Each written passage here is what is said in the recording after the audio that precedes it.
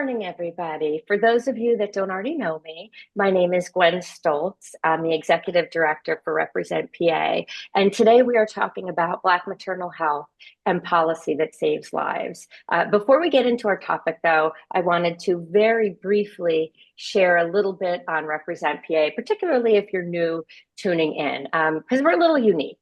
We are the only organization that is solely dedicated to investing in pro-choice Democratic women that are running for the Pennsylvania General Assembly. And there's a few reasons why we do this. One is, well, important things happen in the General Assembly. Very impactful decisions get made there. Anything from the quality of education that our children receive to, as you'll see today, healthcare, the quality of healthcare that we're receiving. So that's the first reason. General Assembly is important and impactful decisions get made there. Why women? Well, women make up over half of Pennsylvania's population, yet only barely a third of our legislature. So women continue to be underrepresented in Pennsylvania. And we know part of the reason that we're underrepresented in the legislature is because women face barriers when they step up to run for office. We know from research that women on average have more difficulty securing funds for their campaigns. And when you look at individual campaign contributions, they tend to be smaller for women than they are for men. So what Represent PA, what we're doing is we're trying to level the playing field by providing early strategic financial support to strong pro-choice Democratic women that are running for the Pennsylvania General Assembly. And that is what we've been doing now for over a decade. So Represent PA got started in about 2014. Since then, we have invested about $2.25 million into 144 different women candidates. And over half of those investments have come in just the last two legislative cycles. So we have significantly ramped up what we've been doing. We are happy to say that we've been helping to build a pipeline of women leaders, and proud to say that we've supported many women leaders, including three that are on today with us to speak with us, and also Speaker Joanna McClinton, who we supported in her very first run for office.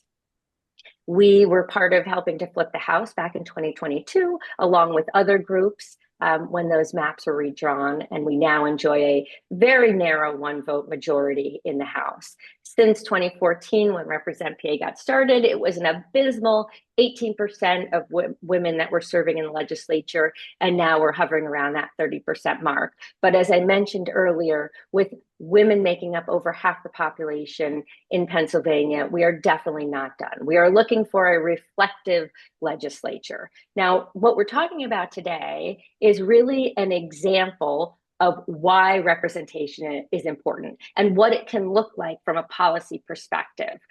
So the way that this breakfast briefing came to be is we noticed on the calendar that this Friday is Maternal Health Awareness Day. And it just seemed natural that we invite the three legislators in Pennsylvania that we have proudly been supporting now for years, and they co-founded and now co-chair the Pennsylvania Black Maternal Health Caucus.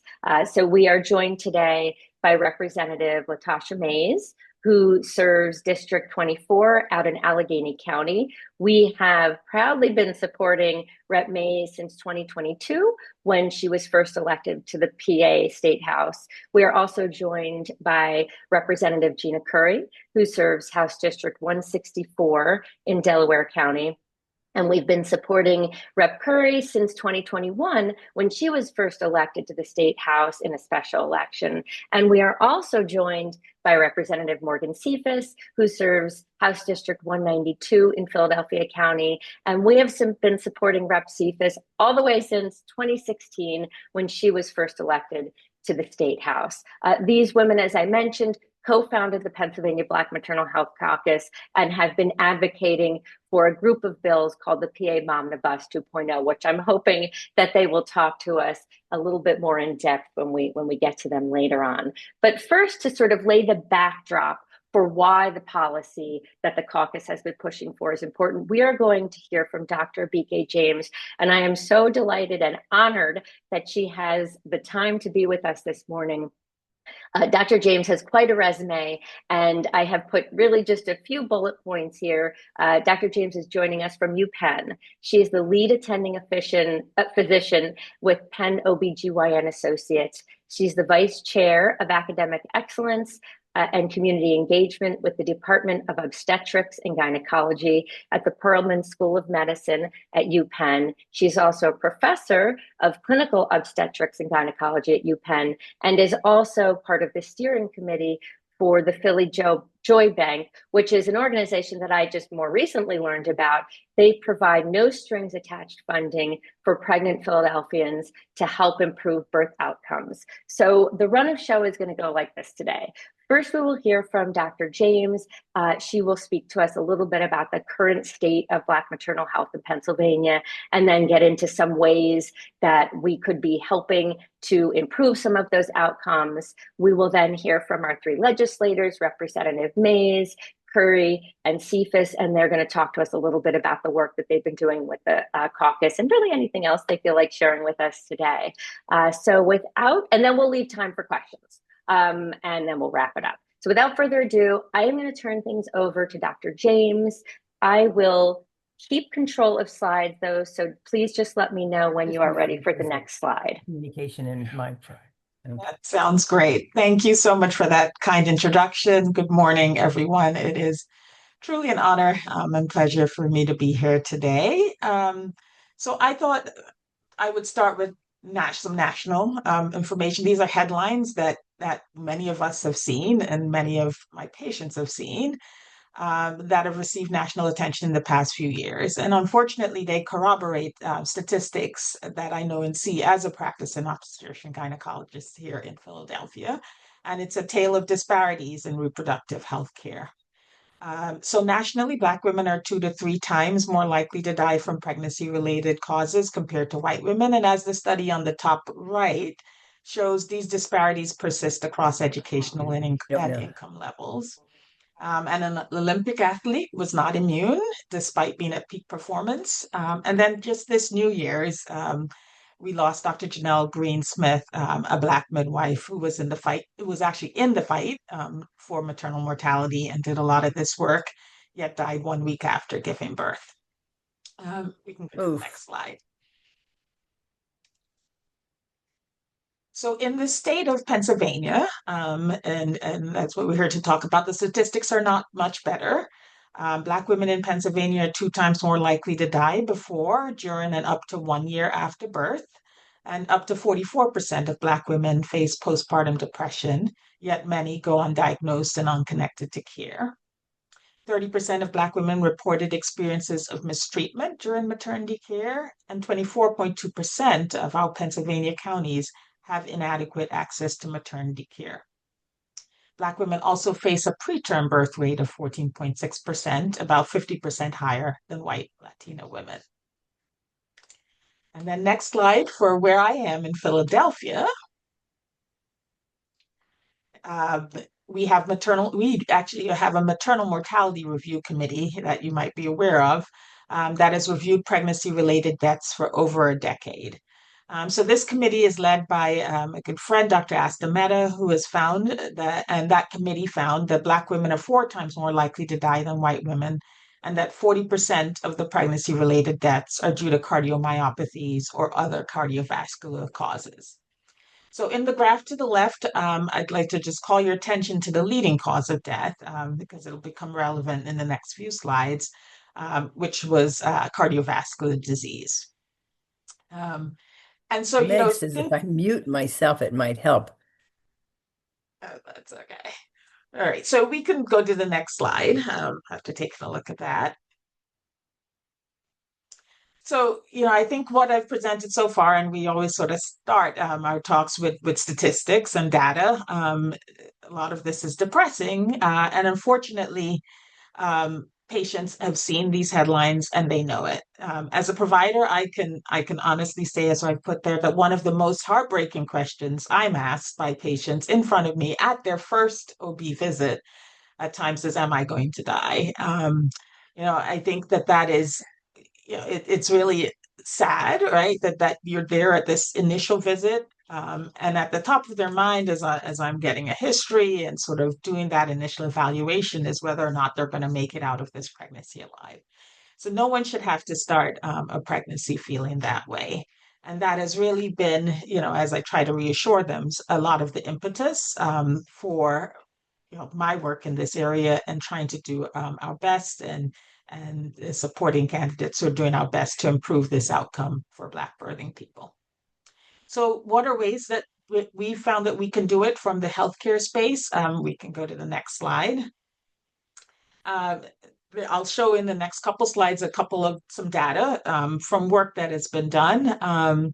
Getting back to the Philadelphia area, and as we showed in a couple slides back, cardiovascular diseases is the top cause, and included in that bucket is preeclampsia and hypertensive disorders of pregnancy. So elevated blood pressures that can be part of this pregnancy typically presents maybe towards the end, but really can cause a lot of outcomes that impact the pregnancy, including heart disease, and can also contribute to preterm birth.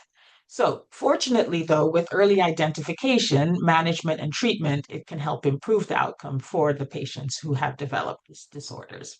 So this was one of the studies. This is Heart Safe Motherhood. That was really the brainchild of two of my colleagues, Drs. Hirschberg and Srinivas, and was based on a brilliant but really simple idea back when innovation was sort of just starting. We knew that it was hard for women who had just, and birthing people who had just given birth to come in to get their blood pressures checked. Office visit rates for the patients we would have come into our practice, my practice included, was around the 40% range. So the idea was that if we could get everyone outfitted with a home blood pressure monitor and they could text in the results, everyone by then has a cell phone, that we would have access to the data we needed, which was their blood pressure. And this concept became the cornerstone of Heart Safe Motherhood, and the results were nothing short of amazing. So within the first 10 days, that blood pressure, getting a blood pressure reading went up from 43% to 92% overall for all comers. And the data towards the right shows that in that process, disparities were eliminated. So there, while there was initially a huge disparity of 70 versus 33, with the text-based initiative, it was 91%, 93% across the board. So if we move to the next slide, as I mentioned, yes, this is that slide talked about patients while postpartum. But preeclampsia can develop earlier on, usually does develop while you're pregnant. So another colleague had this idea to introduce blood pressure cuffs while patients were still pregnant. And so this is our program called THEA, where patients are outfitted with a blood pressure cuff.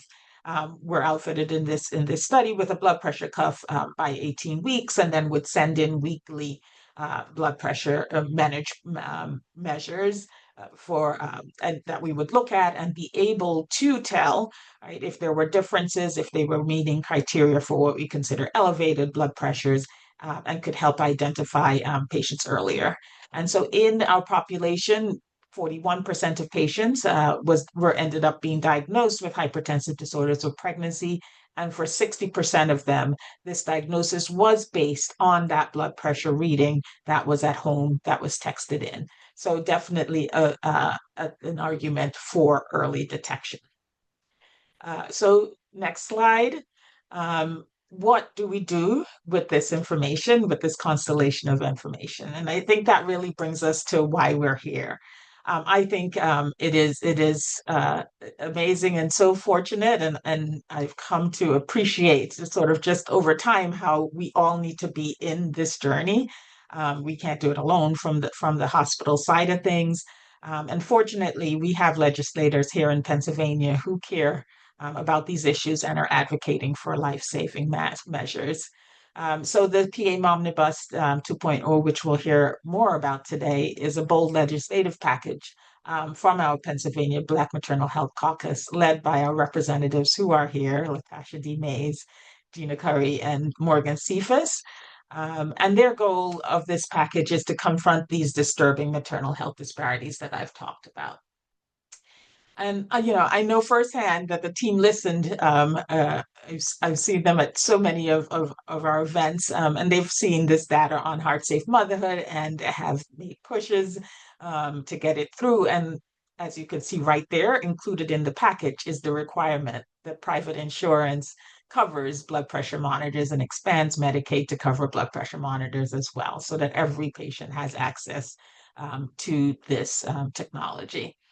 Yeah, and so while this morning I've sort of built the case in the interest of time, explaining the inclusion of blood pressure cuffs in the package, each of the other bills similarly has evidence to support it and is important, I think, together the whole package in our quest to eliminate maternal health disparities and deserves our support.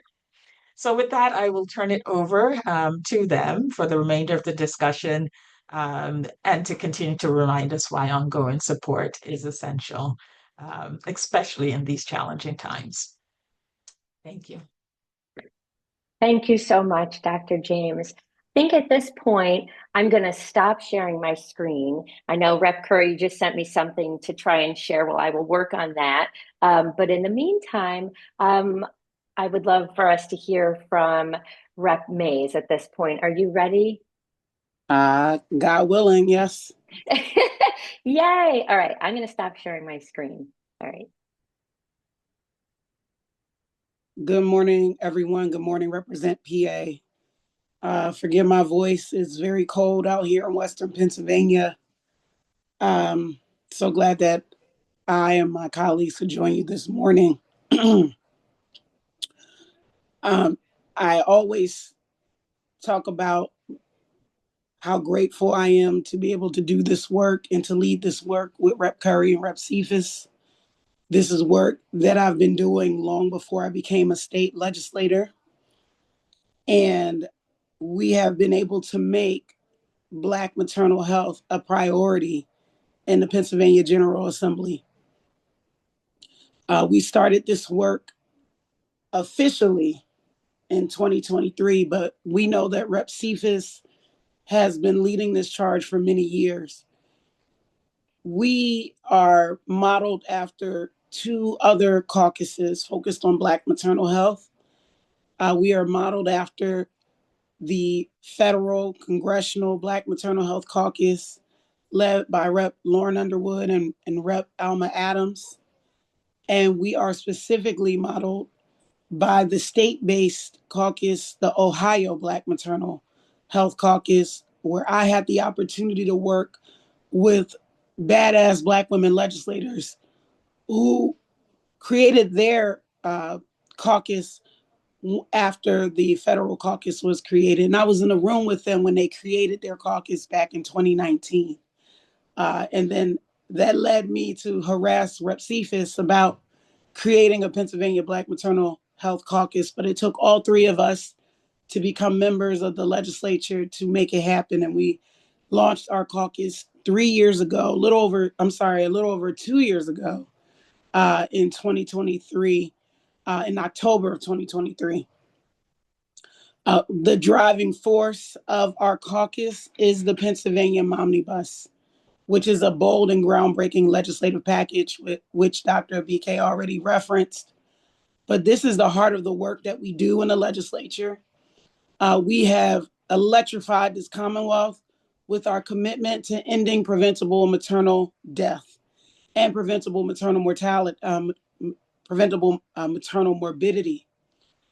We can change the trajectory of maternal health in our Commonwealth, and we are committed to doing that legislatively through our budgetary process, as well as through significant culture change that has to happen within institutions, within our community, within how we deliver care to moms and birthing people all across this Commonwealth. And our MOMNIBUS package, we introduced the first one in 2024. We introduced 8 great bills. 5 of them passed out of the House.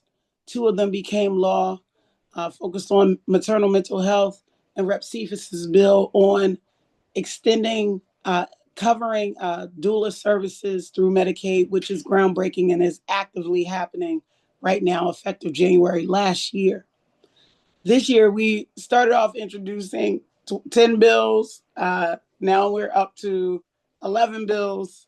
And we believe we're going to round it out for MOMNIBUS 2.0 with 12 bills. And so those bills reflect evidence-based, research-based, supported interventions that can save the lives of Black mothers, all mothers, and birthing people in Pennsylvania. And so you can see in the legislation the different areas we are approaching. Dr. Abike talked significantly about the significant impact of heart health. And so that is why I and Rep. Steele, also from Allegheny County, introduced our bills on coverage of blood pressure monitors. It's why I give away blood pressure monitors in my district through my maternal health fair and other opportunities to directly reach pregnant people in my community. It's the reason why we're focused on substance abuse. Substance abuse is another leading cause of maternal death in our Commonwealth. Addressing maternal health deserts, which Rep. Curry has been our greatest champion in the caucus, whether it's in our urban core, rural communities, or suburban collar counties like in Philadelphia and out here in Western PA, where hospitals are closing every month. And then continue to work to make sure that we have to make sure there's Medicaid to have postpartum coverage for up to a year for moms. Medicaid births are over 50%. And so we must ensure that no matter what happens during this time, that we are providing care. And we have to be creative and ingenuitive in how we do that. And so the Pennsylvania MOMNIBUS 2.0 pushes our Commonwealth to prioritize still the lives of Black moms and birthing people, but ultimately all moms and birthing people. And that is what our commitment is today. And so I'll stop there. But the work of the Pennsylvania Black Maternal Health Caucus continues to be relevant as we continue to hear stories, real life stories. These aren't headlines. These are real life Black women who are being turned away from hospitals to die from preventable deaths, or to not be discharged safely and give birth on the side of a road. In America in 2026, this is wholly unacceptable. And we in the Commonwealth can be the leaders in this nation to show how we change this course of the public health crisis of Black maternal mortality and morbidity. Thank you for having me. Thank you, Represent PA, for your ongoing support. Because of you, I'm in this position to be able to drive this cause with Rep. Cephas and Rep. Curry. And I thank you for having me and us today. Thank you so much for all of the work that you're doing and for being here today. I am going to share my screen again to get this image up for Rep. Curry, and then we will turn to Representative Gina Curry. Let me get this here. Can everyone see the picture with the MOMNIBUS information on it?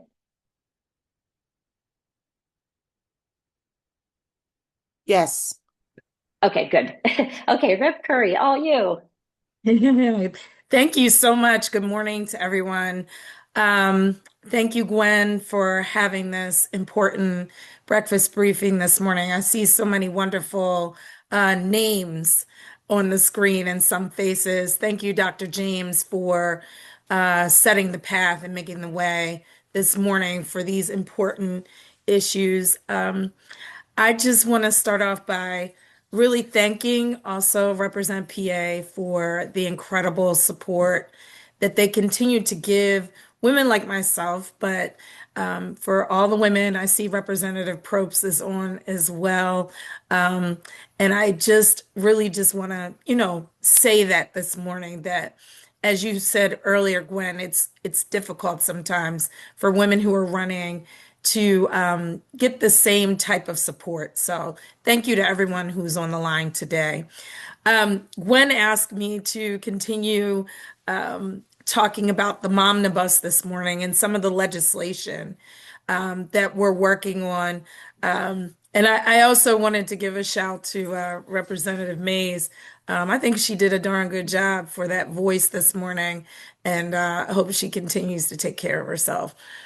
All of these bills that are up here, we have worked incredibly hard to continue to help the entire House to understand why this is so very important. As you heard Dr. James and Rep. Mays talk about, and what you'll hear Rep. Cephas talk about, is the fact that everybody doesn't get it. Everybody doesn't understand what this really means. We do see the headlines. We see Black women dying at higher rates. Every time we have an opportunity to give that statistic, we give it. But yet, folks still don't really get it if they haven't necessarily been impacted directly. Well, I can say honestly, each one of us on the line, Rep. Mays, Rep. Cephas, and myself, have been pretty much directly impacted because of the people that we serve every day. I can just give you a quick example of where I represent here in the 164th Legislative District in Delaware County. We have lost our hospital system. When Rep. Mays talked about the fact that I champion for maternal care deserts and access across the Commonwealth, it isn't a lie.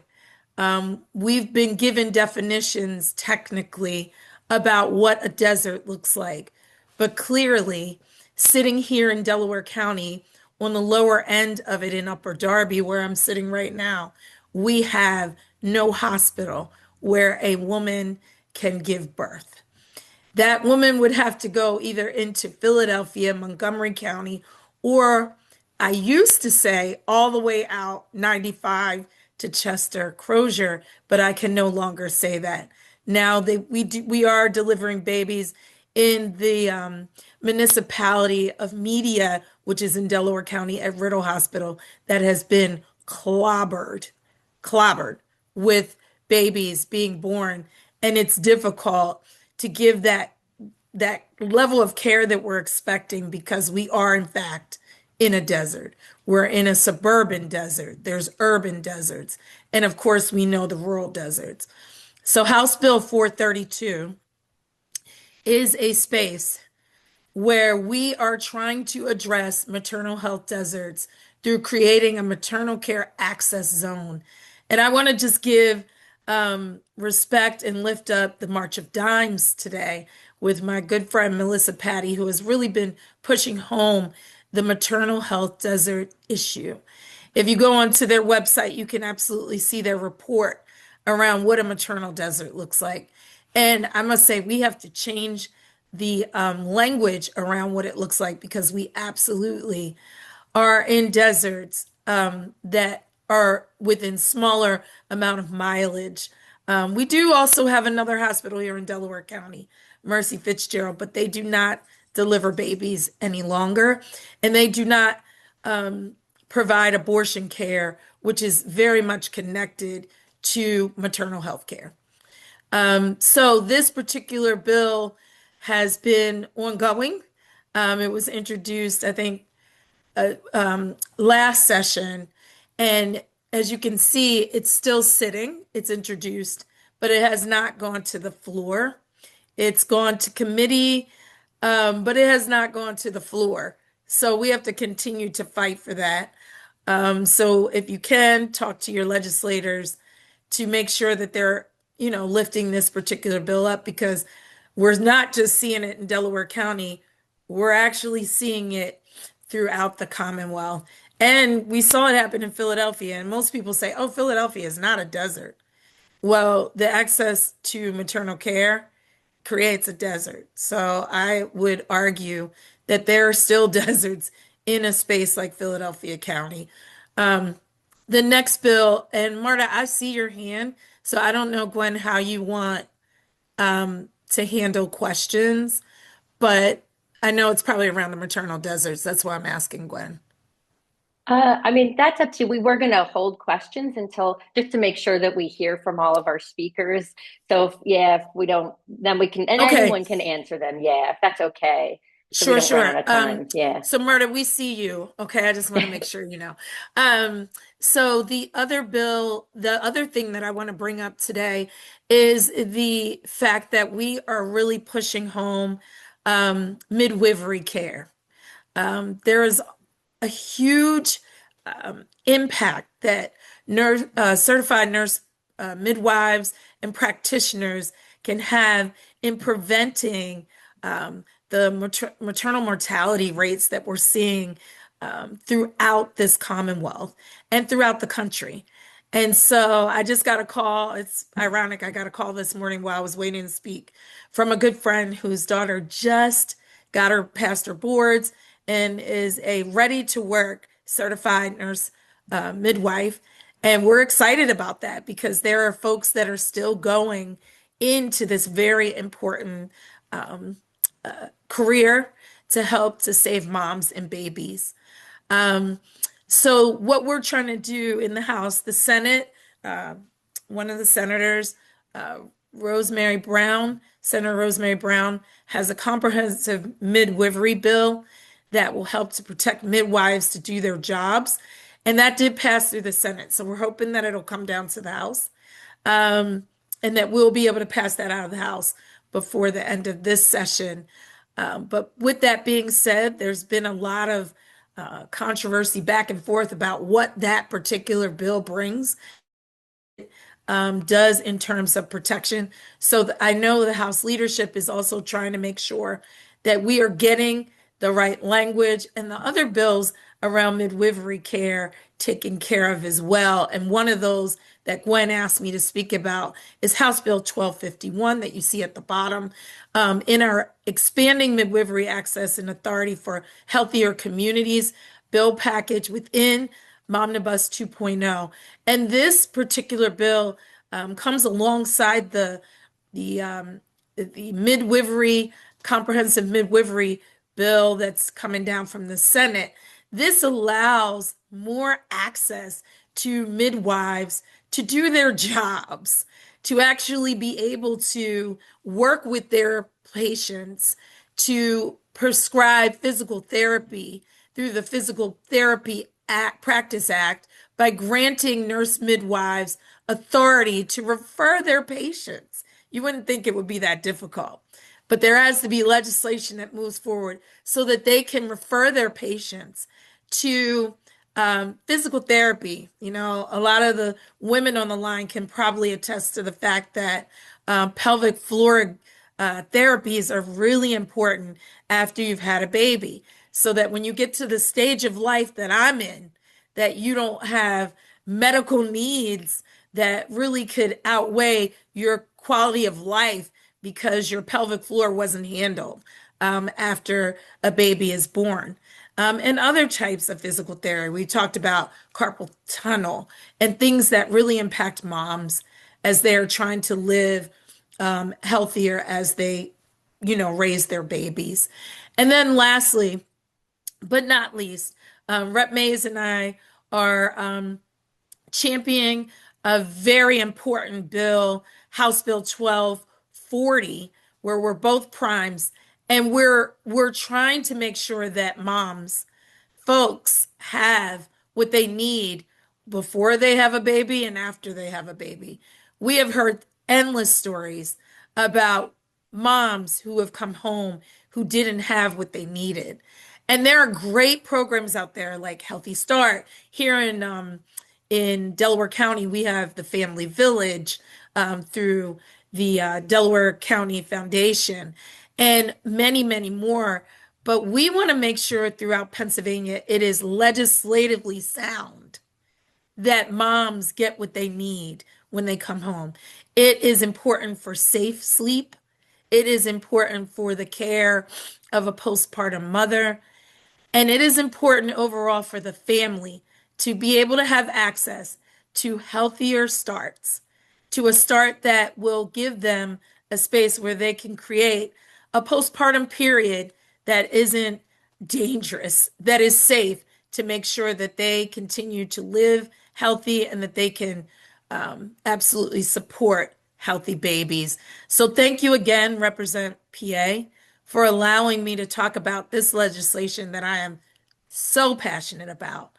And I want to encourage the folks that are on this line, because I know that you understand the importance of this important work that the three of us and my entire caucus, our entire caucus of legislators who have come on board to understand what it means to be in committee meetings when we are not being supported by the other side, to be there when we are having programming to help folks to understand what's continuing to go on with the maternal mortality reports and the things that are happening, not just to turn on the radio to hear on WHYY about a mom who has made headlines of dying like Dr. Janelle.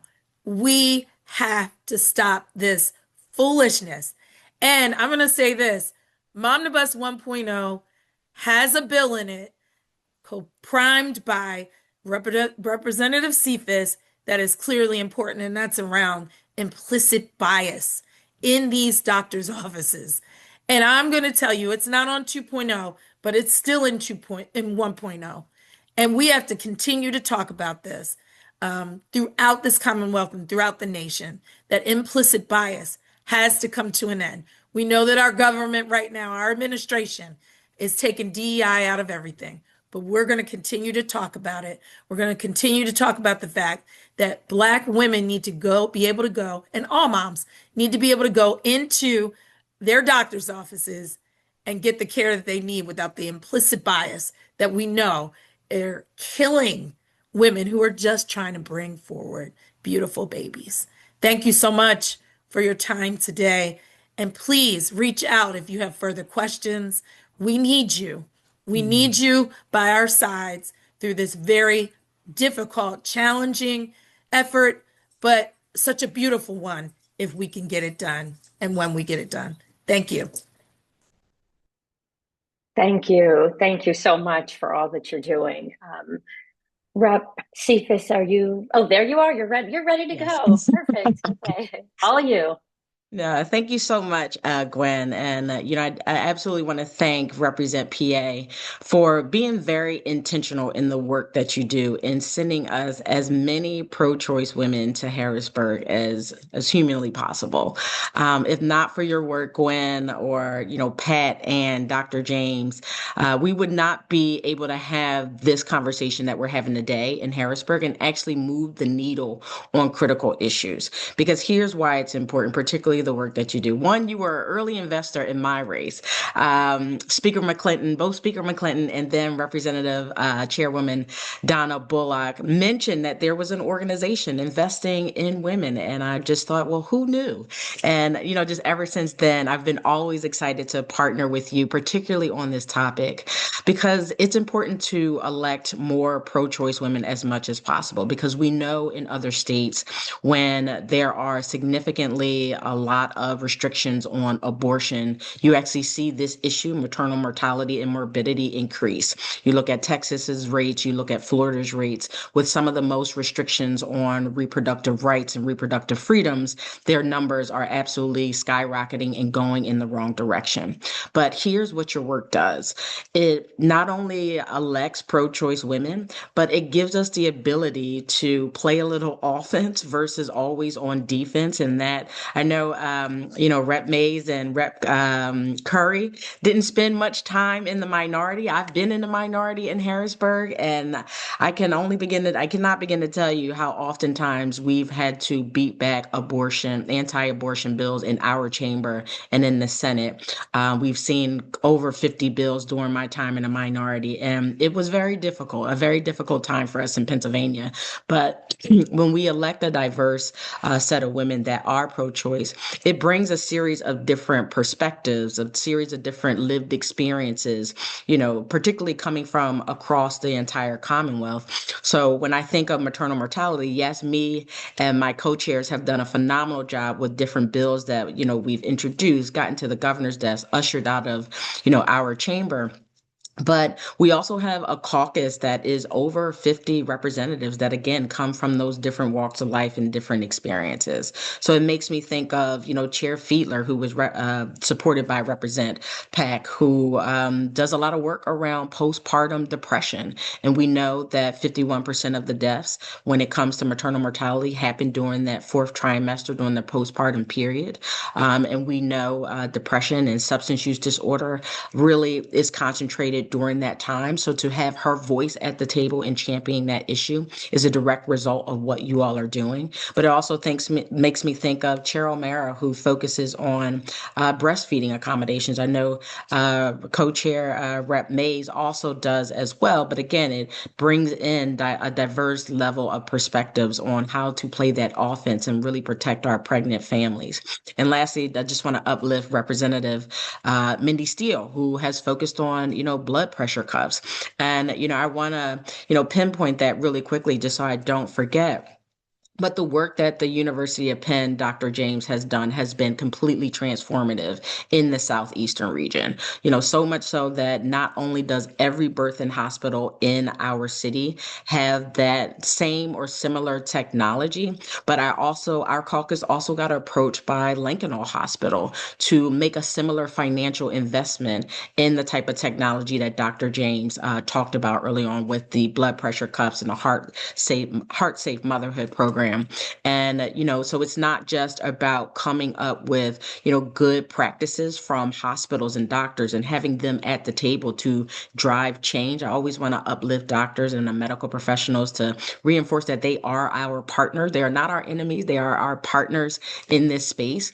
But it's the technology that they're coming up with that not only creates innovation and investment, but also drives policy, which is why you see Representative Mays and Representative Steele introducing and trying to pass, insurance coverage, both private and public, when it comes to blood pressure cuffs. So, the work that's happening in near our hospital beds is absolutely matriculating into investments in, policy work. But I also want to talk about some of the other, great things that our caucus has been able to accomplish, because I'm a firm believer that you can't get everything accomplished legislatively, given our humble majority of one. And thank you again for your work in 2022. Because none of this would be possible. But when you have a divided legislature, you kind of have to get creative and you have to really lean in on the executive branch, particularly when it is a Democratic executive branch, because elections absolutely matter. Because one of the things that we've been able to do here in the Commonwealth, and I'll keep it as short as possible so we can get to questions, was we were able to extend Medicaid up to a year postpartum. And that provided postpartum care expansion to over 20,000 families across the Commonwealth of Pennsylvania. We are one of 36 states that did that implementation, and the great work of, collectively of what we are doing. It didn't take a study. We didn't need to do research. We didn't need to do a round policy table. We didn't need to do a policy tour. We then had Governor Tom Wolf, who believed in the work that we were doing and understood at that moment, yes, we can protect our reproductive freedoms here in Pennsylvania, but we also have to ensure that Pennsylvania is a destination where families can thrive, particularly when it comes to this issue. So we were able to do that. We also were able to put doulas into our correctional facility. So that is both Muncie and Cambridge. So our pregnant women and pregnant folks are taken care of while they are incarcerated. Additionally, we launched the very first strategic plan for maternal health in the Commonwealth of Pennsylvania. I'm beyond excited. I know they will be launching it and promoting it over the next next couple of weeks, but this is the very first time that we've had a governor to actually put the work in to come up with a strategic plan that touches every zip code in every county across the Commonwealth of Pennsylvania. We also have been able to make significant investments in this space. Just in this last budget cycle, we saw $30 million worth of an investment coming from Governor Josh Shapiro, who also believes in this work and actually has leaned in the postpartum space. So we've seen 4.9 million go to specifically Black maternal health, 1.4 million go to the maternal health and child health department. We've seen $10 million go to obstetric and neonatal services, $13 million to nurse family partnership. And, one of the things we also were able to do, and I know Dr. James uplift this program that we ran in the city of Philadelphia, but our caucus was able to invest $250,000 into the first universal basic income program for pregnant women and folks here in the city of Philadelphia, where it was $1,000 for a pregnant family for 18 months, no questions asked. And we targeted in zip codes where we were seeing low birth rates and high maternal mortality rates. And one of those areas included Speaker McClinton's district. So we made her a believer. But what's most important about that is that the program that Dr. James is helping to coordinate potentially will be replicated in one of our rural areas, which again is critical that we make this a bipartisan issue that, of course, that we lead.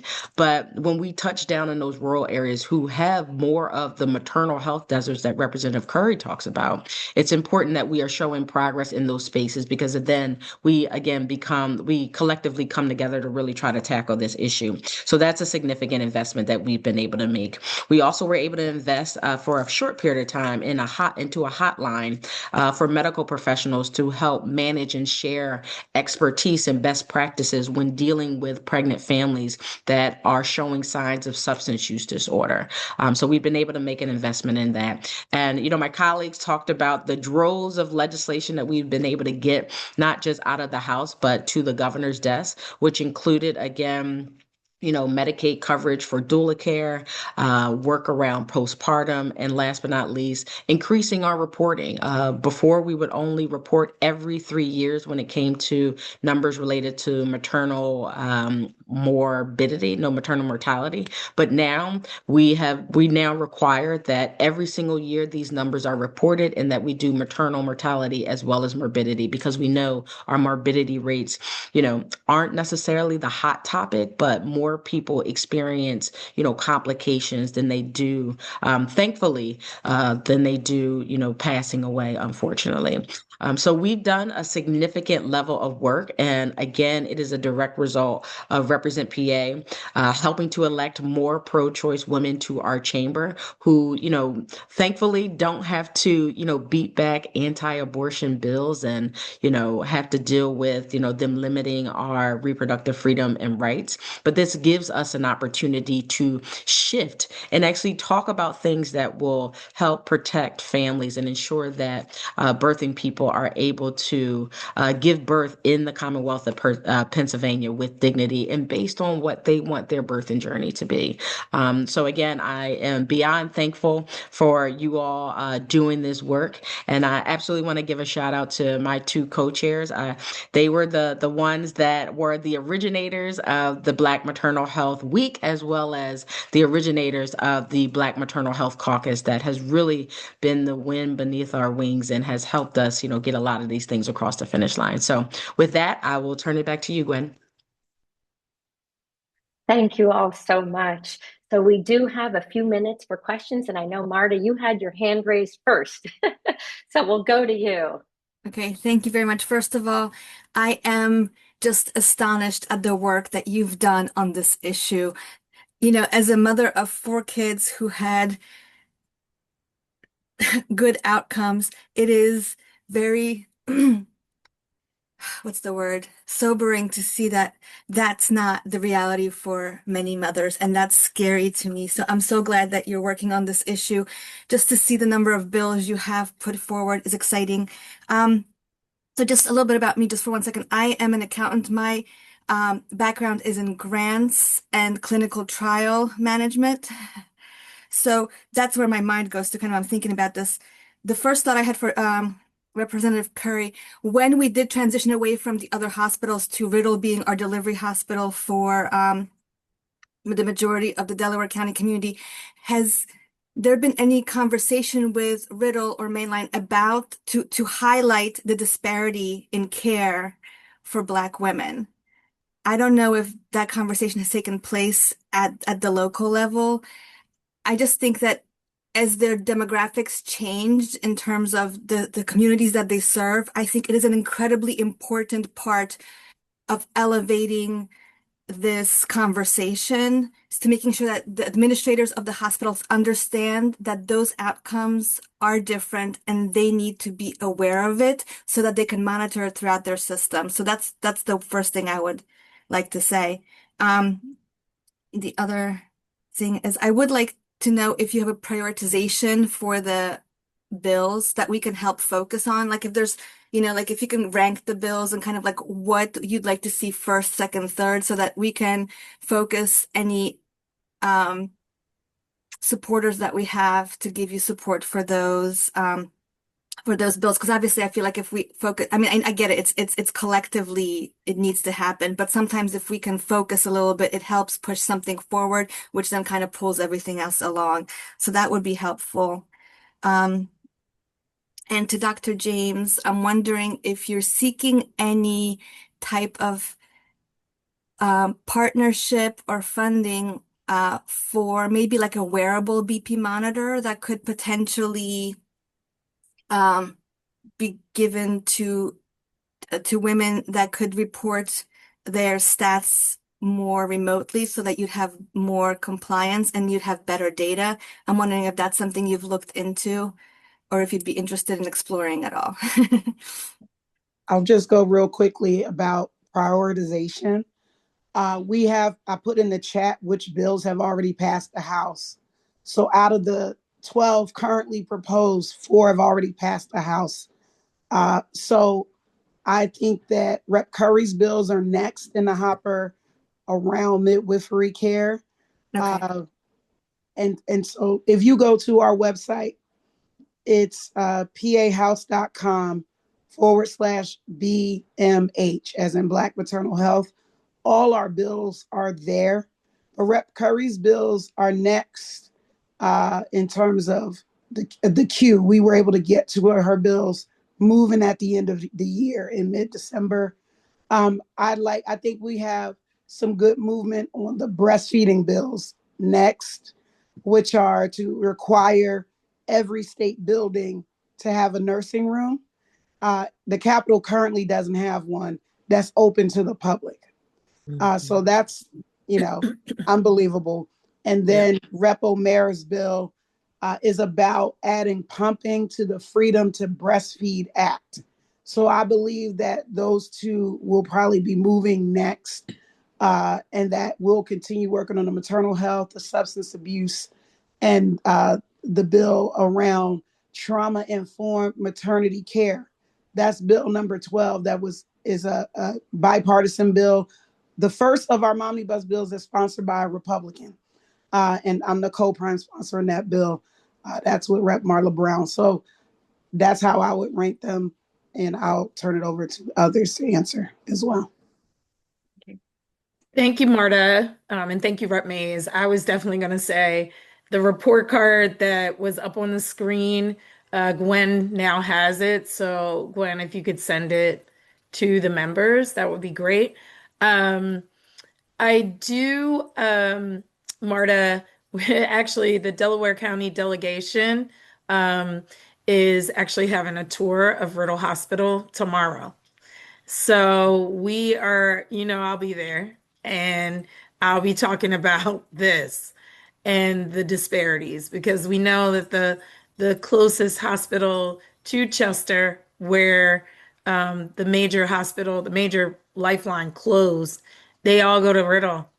And so it has been, unfortunately, I've gotten calls in my office. I've gotten calls from grassroots folks who are working with moms who are about to give birth or who have given birth, who have stories already that are coming out of mainline health, Lankenau, Riddle. about what's happening because they're overwhelmed. If anybody's had to go to the emergency room lately, we all know this. We all know this across the board. And the fact that our birthing center, which helped moms deliver over 600 babies a year, a year is closing as of March. So it's about to get worse, ladies and gentlemen. It's about to get worse. So we have to continue to push. Thank you. I know, do you want to, sorry, Dr. James, if you want to answer briefly, and then we'll move Yeah, on to no, our I next would just question. elevate that. I mean, I think when chest occurs, the chest closed, some patients, Riddle was so overwhelmed, some made it all the way down to Philadelphia. But then when you see who can do that, it's people with means, it's things that exacerbate disparities. So definitely looking at this and hopefully continuing to keep track of it and elevating it is important. And then to the wearable BP monitor, I think a fantastic idea. We have some pilot innovation grants where we're thinking about that. So, but thanks for suggesting that. And if I can just add that, I mean, what Rep. Curry is experiencing is absolutely what we experienced here in Philadelphia when we saw Hahnemann close, which now adds pressure to Jefferson and pressure to Lincoln. And when we talk about maternal health deserts, we are not only in this region feeling that pressure, but you see with the challenges that are coming down from Washington, D.C. with the changes to Medicaid, there's close to 25 to 30 hospitals across the Commonwealth of Pennsylvania, particularly in rural areas, that will close as a direct result of what is happening down in Washington, D.C., creating even more healthcare deserts, which is why we have to look to people like Dr. James to, think through innovative strategies to still provide that coverage. Because again, there is a rippling effect to the entire healthcare system across PA if we still continuously see these closures, particularly with private equity getting into the business of healthcare. Thank you so much. I know I do want to get to just these last couple of questions and then we'll quickly wrap if you can hang with us for just a few more minutes. Carla, I saw your hand had gone up next if you have a quick question. Thank you. I'm a retired pediatrician. I took care of many Black moms and newborns in West Philadelphia. And so I really am grateful for this program. Really appreciate your putting it on and all the work that's been done. I wondered if Dr. James had described all the BP monitoring efforts that are going on in Philadelphia. And somebody made reference that these were expanded to some extent in southeastern PA, but I'm wondering if the rest of the state, if there's any effort to scale up some of these innovative and apparently very effective programs to provide for more PA women to benefit from that kind of program. Thank you.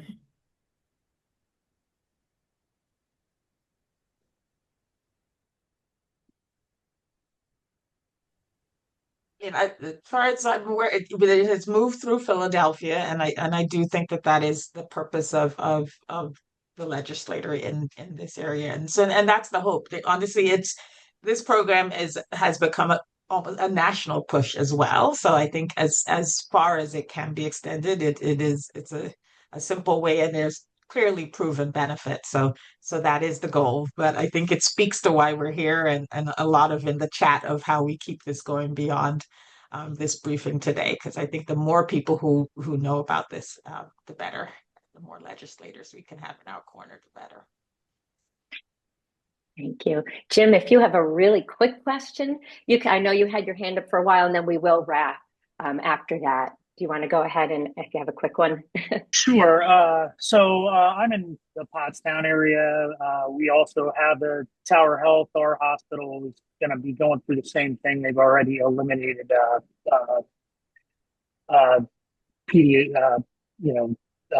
baby delivery. But also my daughter works for a OBGYN, and she had given me an issue where for yearly for the annual checkup for an OBGYN, people on Medicaid, the provider is coding something differently, and commonly where it's supposed to be paid for 100%, they're ending up with $150 copay. I didn't know if that's something that people are aware of, and if there's anything out there to combat that. And then additionally, with young working women, well, working women, period, just the disparity between men and women as far as being able to get healthcare and the cost. It's crazy. Like I said, with my daughter, and she makes around $19 an hour. She would basically work for free if she covered herself.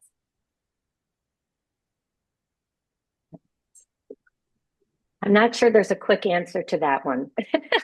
That's I do understand. Yeah. I do understand, and I know this isn't exactly targeted to the topics today, but it's just seems like something I'm seeing as a huge concern. Yeah. No, thank you so much for raising that. And I think, because we're at 9:33, I appreciate you putting that out there. And, we'll continue to talk about this. I am very, very quickly going to share my screen one more time. Let's see. After listening to today, this is exactly, it kind of gives me hope in some way, because a lot of times what we hear about is legislation about renaming of bridges and things that really, sure, it's great to rename a bridge, but this is really important work. We are literally talking about saving lives. And this is what happens when you get people into office that know about an issue, that care about an issue, that are driven to address the problem. And that's really what Represent PA is all about. So for as depressing and sad that the topic was, it's also incredibly motivating and important. We're in 2026 right now. This is go time for us, right? This is our on year. And what do we do at Represent PA? We're trying to help more pro-choice Democratic women get to office. Because of our current political landscape right now, which really is a unique one, we're in this situation where the opposition is in power. We are poised to expand our House majority and flip the Senate. And if you were paying attention during this talk, you will notice life-saving bills stuck in the Senate. We need to flip the Senate so that we can move these bills along. And if you just get into the granular detail of where we're at, we have 100 Democrats in the House, 99 Republicans. That's because we've got 4 special elections coming up, 2 February 24th, 2 on March 17th. In the Senate, it's not as good, 23 Democrats and 27 Republicans, but picking up 3 seats. And by the way, there are 3 targeted seats in the Senate, actually 4. If we get those, we then get a majority in the Senate. And all of these bills that we were talking about today, we can start getting them moved along. So as far as Represent PA goes, mid-December, we had our incumbent protection round, and now we have opened up our challenger applications. When I talk about early money, what do I mean? I mean money at a time when a candidate is building out their campaign. While money is welcome at any time, that later money, there's very limited things that can be done with it. You can, maybe you buy another mailer or 2, maybe you get a little extra time on TV. But when you get candidates money, when they're building their campaign, they can hire good campaign staff. They can afford to work with consultants that can help guide them to a victory. So that's why timing is so critical. Ways to stay involved and take action. Go to our website. We're continuing to try and make updates there. Attend a breakfast briefing and bring 3 friends. It's free. You can have your breakfast, a cup of coffee. You don't even have to get out of your pajamas. You can host an event for us. On the next slides, I'm going to very quickly run through some events we have coming up. You can join our endorsement committee, which means you get to come into the fold and help us decide where we're investing, which candidates we're investing in and how much. Join our mailing list. Follow us on social media, which hopefully we're going to be having a bigger social media presence in the coming weeks.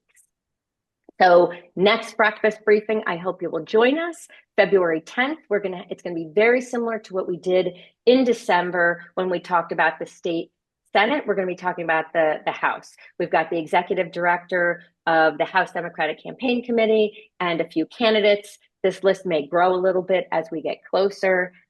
If you're in Bucks County, I hope you'll consider joining us in person. We will be in Buckingham Township to have a fundraiser to help get our candidates early money.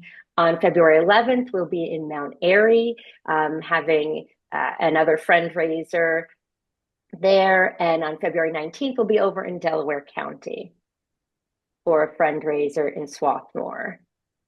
And lastly, please donate. We can't do this work without you, and our legislators can't continue to do their work without us. Thank you all for joining us. I know we had a number of people, including some candidates. I think Margaret Burke and Fern Leard, and maybe even Eileen Abiar were on, and Representative Tara Probst was also with us. So thank you all, and thanks for sticking with us for a few minutes over here today. Take care, everybody.